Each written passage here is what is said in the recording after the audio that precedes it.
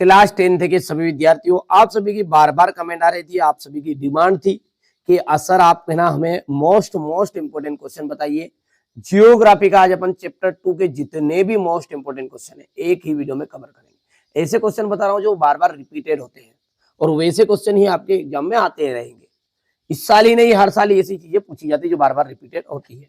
चलिए तो समझते हैं इस साल आपके कौन कौन सी चीजें फंसेगी पूरी। तो 2 अंक वाले प्रश्न में के अंतर्गत आपको केवल टॉप 5 क्वेश्चन करना, केवल और केवल 5।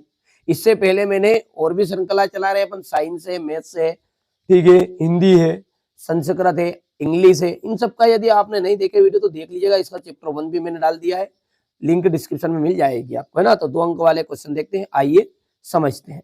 अभ्यारण्य किसे कहते हैं? सबसे पहला क्वेश्चन आप जरूर करके जाइएगा, अभ्यारण्य क्या है? केंद्रीय वन आयोग क्या है? भारत में जैव विविधता को कम करने के कौन कौन से कारक हैं? पहले क्वेश्चन को समझेंगे, फिर उसके बाद में इनका सॉल्यूशन भी समझेंगे, ठीक है। भारत में जैव विविधता को कम करने के कौन कौन से कारक हैं? जैव संसाधनों के नाम आपको बताने हैं। और टॉप 5 के अंतर्गत आपका है मध्य प्रदेश के प्रमुख राष्ट्रीय उद्यानों के नाम आपको बताने हैं।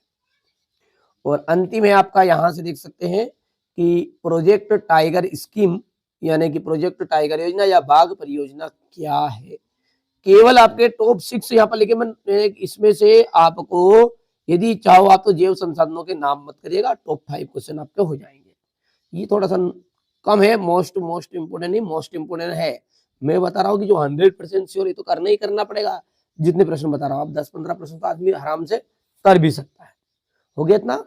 चलिए अब यहां पर हम बात करें तो 3 अंक और 4 अंक के अंतर्गत अपन क्वेश्चन देखते हैं जो आपके आने के चांस है। अधिकतर इस पार्ट से 3 नंबर का ही क्वेश्चन पूछा जाता है, ठीक है। जैव विविधता क्या है? जैव विविधता क्या है या मानव के लिए क्यों महत्वपूर्ण है? ये तो करिएगा ही करिएगा, क्योंकि ये 100% से श्योर आना ही आना है। भारतीय वन्य जीव अधिनियम 1972 के प्रमुख प्रावधान लिखिए। भारतीय वन्य जीव अधिनियम 1972 के आपको प्रमुख प्रावधान लिखना है। भारत में वनों को कितने वर्गों में बांटा गया है? भारत में वन जो है उनको कितने वर्ग में बांट दिया है?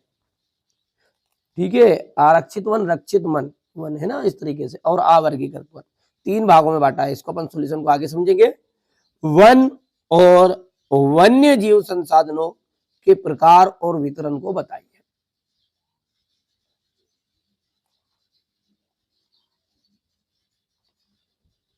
भारत में पाए जाने वाले वनों के प्रकार तथा उनका वितरण बताना। ये और ये क्वेश्चन 3 वाला सेम ही है, आंसर सेम है, लेकिन ये क्वेश्चन क्या अलग अलग तरीके से पूछा जा सकता है।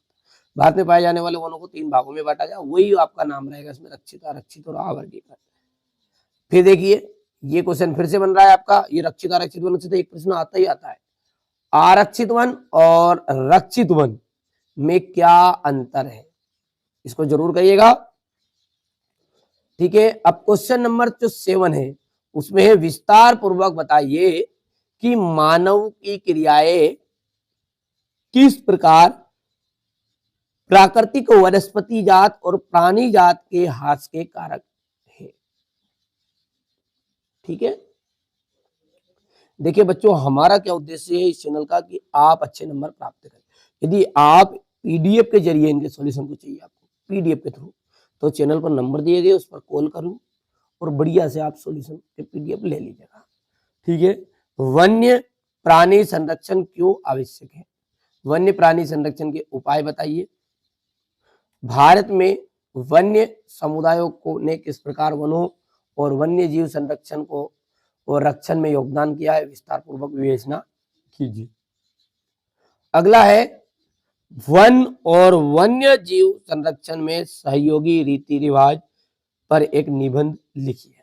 ये थे आपके टॉप 10 और इसमें से जो ऊपर के 5 थे, ये यहां से जैव विविधता वाला क्वेश्चन और भारतीय वन जीवन रक्षण अधिनियम का प्रावधान, वनों के बांटा गया जो, वन और वन्य जीव संसाधनों के प्रकार और भारत में पाए जाने वाले वनों के प्रकार और आरक्षित और रक्षित वन। ये जो टॉप 6 क्वेश्चन है, बस ये 6 क्वेश्चन तो 100% इनमें से एक ढंग के शॉर्ट पर दूं, एक क्वेश्चन आएगा ही। बच्चों मैंने कोशिश की है आपके लिए कि ऐसी श्रृंखला में चला रहा हूं जिसमें खास मोस्ट इंपोर्टेंट क्वेश्चन अपन देख रहे हैं। सॉल्यूशन में अगले वीडियो में बताऊंगा। इसमें मेरा उद्देश्य क्या था, प्रश्न बताना। सॉल्यूशन क्यों नहीं बता रहा हूं, क्योंकि हमारे बहुत सारे बच्चों के पास पहले से सॉल्यूशन अलग अलग बुक के हिसाब से अलग अलग उन्होंने आंसर याद कर रखे हैं, तो उनका डाउट ना हो, क्योंकि मैं अलग तरीके से उत्तर बता दूं, हो सकता है उन्होंने अलग तरह से उत्तर याद किया हो। बात तो वही एक ही चीज है ना, मैथ्स हो तो सवाल एक जैसा होगा, बाकी ये क्वेश्चन का आंसर थोड़ा बहुत बदल के अपनी अपनी लैंग्वेज में लिख सकते हैं। तो नहीं पता है फिर भी सॉल्यूशन, तो पीडीएफ के थ्रू आप सॉल्यूशन चाहते हैं, चैनल पर नंबर दिए गए हैं, कांटेक्ट करिए, बिल्कुल बेधड़क आपको सारी चीजें मिल जाएगी। तो ये सारी चीजें हो गई यहाँ से। इसके पहले वाले चैप्टर में अपन ने देख सकते हैं अध्याय 1 का आपने पढ़ा दिया है। यदि आपने पहली बार चैनल पर आए हो तो सब्सक्राइब जरूर कर लीजिएगा, आने वाले सारे वीडियो आप तक मिल जाए, ठीक है। और पहले से आप जुड़े हैं तो बिल्कुल अभी तक आपने कांटेक्ट नहीं किया मोबाइल पर, तो पीडीएफ के लिए आप कांटेक्ट करिए और अच्छे से सारी चीजें समझिए। तो मिलते हैं अगले वीडियो में।